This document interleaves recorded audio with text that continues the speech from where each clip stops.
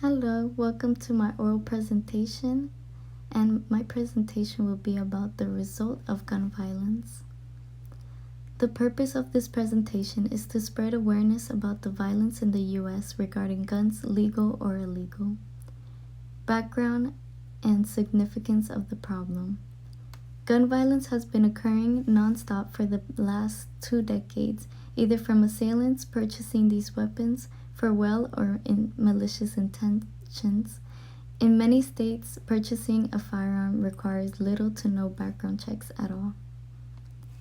Even with these accurate statistics going against owning a gun for others' safety, many argue that they should have the right to own a gun because of that exact reason. Citizens say that they should have the right to own firearms to protect themselves from these criminals causing mass shootings. The evidence in the article Gun Ownership Provides Self-Defense says, gun-wielding civilians in self-defense or some other legally justified killed between 1,500 and 2,800 felons annually.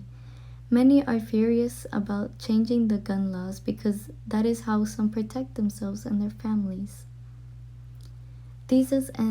My thesis statement: guns have been around for centuries to fight at wars or for a fellow police officer to protect their citizens. However, for the last 20 years, guns have been mainly used for mass shootings causing thousands of children's fatalities. The U.S. should require a deeper background check when purchasing a gun or restrict all firearms in the nation. My opposing argument: many citizens argue that owning a firearm is their American right, meaning the Second Amendment. They are correct, it is their right. In the source Constitutional Issues, it is said, while security of our citizens is the utmost importance of a duty of the United States government, it must not come at the expense of the right of the citizens. Convenience: protecting yourself and others around.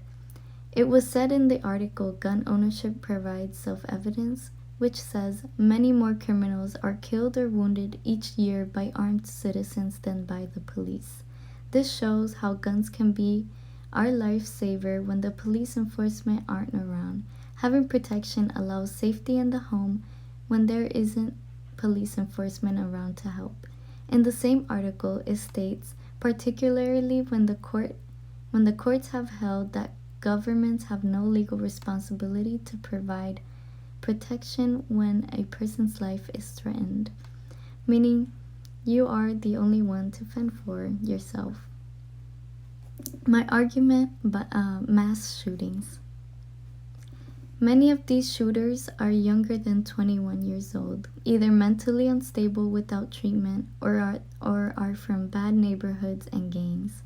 Shootings have been more common over the past 20 years. Children fear for their lives when going to school when it should be a safe place to learn. Even teachers get affected by these tragedies. Their teaching quality goes down and so do their mental health. Less students enroll to schools. Many students result in getting low test scores, and the graduation rates have decreased. Solution to the problem: get Congress to pass the most important laws that have been pending for years. Many shootings would have been prevented if Congress passed those pending laws. Many shooters would have been denied to purchase firearms. Require deeper background checks. Having a thorough background search would let authorities know if the individual is having a crisis, which will result in denial of letting them purchase a gun. They would also see if the person has a criminal record that they can hold and deny an access to owning a gun. Call to action: there is no debate that guns are dangerous for everyone around. Yes, it's a right to own a gun. However, it does not make it right for it to be so accessible. When Congress notices that they have to revisit some of these laws, that's when fewer shootings will happen. These children are being affected by these mass shootings.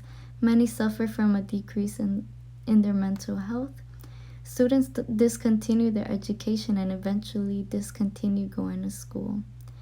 Guns should be restricted to everyone, or at least having a legal in-depth background check before any firearm purchase. Thank you for listening to my presentation.